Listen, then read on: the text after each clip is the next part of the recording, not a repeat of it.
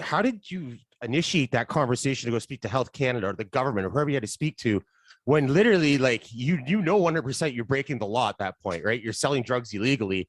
How do you or who do you go speak to have that conversation and make that switch? Because in a sense, you kind of got to confess your crime, right? You got to be like, hey, I got this product, I've been moving it, it's good, I want to put it like on a legal market. How do you go about that process? Who do you speak to?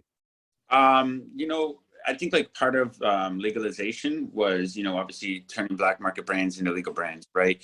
Not many people were able to do it before because most people were scared of being arrested. We were the ones that took the big risk and kept our brand going throughout the legalization process. But it was really like, look, man, I'm not gonna sugarcoat it or not. And like my partners were a lot of the process of that, right? Like our CEO, we hired our CMO, the people that came with them, they're very well versed in the legal market. You know, my CEO, Gene, he knew the solution to it, right? Like he had worked for in the legal market.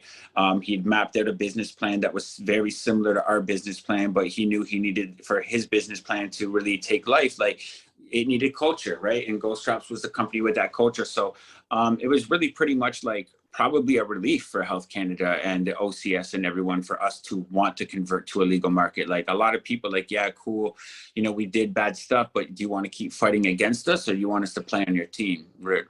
And that's how they're looking at it. Like, yo, you can either have these guys that have built a huge community and got like a big following working with us and converting like, you know, legacy consumers into legal consumers, or you can, you know, shun them, arrest them, and then you're going to turn the whole scene against you and you're going to have a fucking, a giant, you know, almost like a war of being against legal cannabis, right? Like the community kind of made us the pillar of the black market brands, you know, like we're one and all that shit.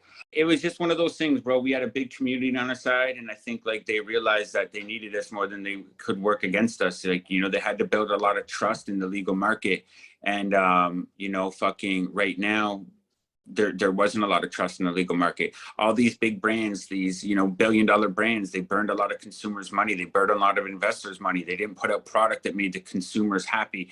They didn't treat staff well. They didn't take the black market people and the right people and put them in the right position. So there was really just no trust in it, you know what I mean? So that's you know, where we're at right now is you know, just trying to build trust back in the market and make people understand that there should be brands that people should be proud of in Canada. You know, Canadian cannabis is something that every Canadian's taken so much fucking pride in. Like, why would we give it a why would we want not to be prideful in this? You know, you see a lot of people bringing up American brands and that's cool, but like, don't give our culture away because you're trying to make money. Right?